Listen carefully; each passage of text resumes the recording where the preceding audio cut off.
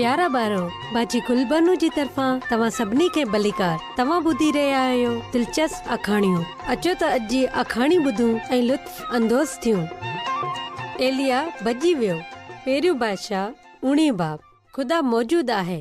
घोड़नि जा खर बादशाह जे महल तरफ़ वधी रहिया हुआ। हल्को हल्को मींहुं वसी रहियो हो ऐं रथ हिकु जॻह ते बीठो ऐं अखिया बादशाह ॿाहिरि निकितो ऐं यकदम महल में हलियो वियो। इज़ाबेल, तूं सोचे नथी सघे त अॼु छा थियो आहे। आसमान मां बाह वसे। हर कंहिं ॾिठो त एलिया जो ख़ुदा हिकु सचो ख़ुदा आहे। बाल को मदद न कई ऐं हुन जा सभु पुजारी पण मारिया विया। राणी हर हिकु ॻाल्हि ॿुधी। छा हू हुन ख़बर ते ऐं मींहुं वारी ॻाल्हि ते यकीन कंदी त ख़ुदावन ई ख़ुदा आहे? न, हुन ही सभु ॿुधी कावड़ कई। आऊं एलिया खे क़त्ल कराए छॾींदुसि।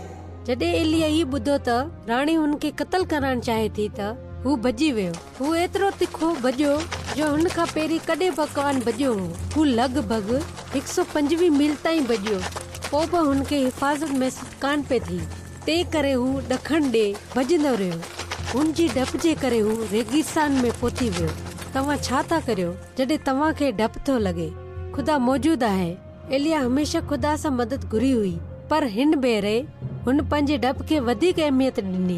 जॾहिं हू हिकु कदम बि वधीक हली न पे सघियो, तॾहिं हिकु बूढ़े हेठि वेही रहियो ऐं दुआ घुरी। खुदावन, मूंखां हाणे वधीक नाहे थींदो, मूंखे मरण ॾे।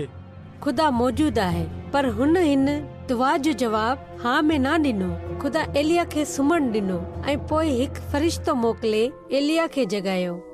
एलिया उथी कुझु खा पी। एलिया पंहिंजूं अखियूं खोलियूं ऐं हेॾां होॾां निहारियो। हुनखे हिकु पाणी जो दिलो नज़र आयो ऐं मानी बि बिल्कुलु हुन जे भरिसां हुई। हू ॾाढी मज़े वारी हुई ऐं एलिया वरी सुम्ही रहियो ऐं वरी कुझु थियो। ख़ुदा मौजूद आहे। ख़ुदा जे खादम इहा सचाई ॼाणे वरिती त ख़ुदा मोहबत सां कीअं रेगिस्तान में हुन जी संभाल पियो करे। हाणे हू वरी ख़ुदा जी आवाज़ ॿुधी सघंदो हो ऐं हाणे वरी हू हिकु ॿिए मक़सद सां वापसि हले वियो। ख़ुदा मौजूद आहे। इन लाइ तव्हांखे डिॼण जी ज़रूरत न आहे। आउं तव्हांखे बाइबल जी हिकु आयत सां यकीन ॾियारणु थी चाहियां। ख़ुदावन मुंहिंजी रोशनी ऐं मुंहिंजो बचाव आहे, पोइ छो आऊं कंहिंखां डिॼां? ख़ुदावन मुंहिंजी जाइ पनाह आहे, पोइ छो आऊं कंहिंजो डपु रखां? ज़बूर 27 बाब 1 आयत। ठीकु आहे ॿारो, हाणे बाजी गुलबानो खे इजाज़त ॾियो। ख़ुदा हाफ़िज़।